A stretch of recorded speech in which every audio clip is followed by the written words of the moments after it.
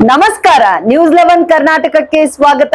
ನಾನು ಥಾನಮ್ಮ. ಗುಮ್ಮಟನಗರಿಯ doctor B R Ambedkar ವೃತ್ತದಲ್ಲಿ ಪುರಾತನ ಅರ್ಕಿಲ್ಲಾ ಕೋಟೆಯ ಕಂದಕದಲ್ಲಿ ಕಳೆದ 2-3 ವರ್ಷಗಳಿಂದ ಇಲ್ಲಿಯ ನೀರಿನಲ್ಲಿ ವಿದ್ಯುತ್ ಕಂಬಗಳು ಸಂಪೂರ್ಣ ಬಿದ್ದು ಹೋಗಿವೆ. ಇನ್ನು ಕಂಡರೂ ಕಾಣದಂತಿರುವ ಜಿಲ್ಲಾಡಳಿತದ ವಿರುದ್ಧ ಸಾರ್ವಜನಿಕರು ಹಿಡಿಶಾಪ ಹಾಕುತ್ತಿದ್ದಾರೆ. ಈಗಲಾದರೂ ಜಿಲ್ಲಾಡಳಿತ ಸೇರಿದಂತೆ ಸಂಬಂಧಪಟ್ಟ ಅಧಿಕಾರಿಗಳು ಇತ್ತ ಗಮನ ಹರಿಸಿ ಕಂಬಗಳ ದುರಸ್ತಿಗೆ ಮುಂದಾಗುತ್ತಾರಾ ಕಾದು ನೋಡಬೇಕಿದೆ. ವಿಜಯಪುರ ನಗರದ ಹೃದಯ ಭಾಗವಾಗಿರುವ ಡಾಕ್ಟರ್ ಬಿಆರ್ ಅಂಬೇಡ್ಕರ್ ವೃತ್ತದಲ್ಲಿ ಪುರಾತನ ಅರ್ಕಿಲ್ಲಾ ಕೋಟೆಯ ಕಂದಕದಲ್ಲಿ ಕಳೆದ 2-3 ವರ್ಷಗಳಿಂದ ವಿದ್ಯುತ್ ಕಂಬಗಳು ಇಲ್ಲಿ ನೀರಿನಲ್ಲಿ ಸಂಪೂರ್ಣವಾಗಿ ಬಿದ್ದು ಹೋಗಿರೋದ್ರಿಂದ ಇದು ಜಿಲ್ಲಾಡಳಿತ ಕಣ್ಣು ಮುಚ್ಚಿ ಕುಳಿತಿದೆ ಅಂತಕ್ಕಂಥದ್ದು ಹೇಳ್ಬೋದು.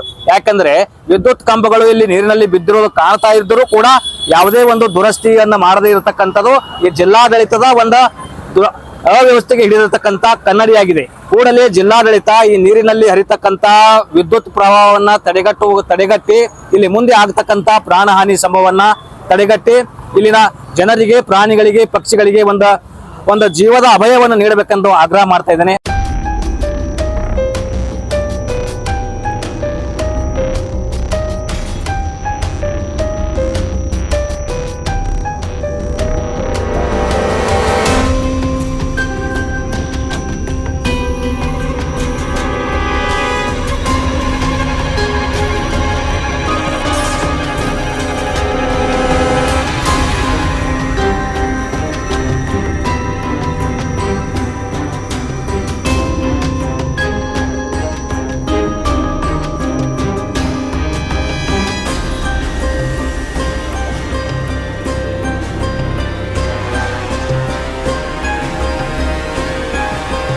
ನಿರಂತರ ಸುದ್ದಿಗಾಗಿ ನೋಡ್ತಾ ಇರಿ ನ್ಯೂಸ್ 11 ಕರ್ನಾಟಕ.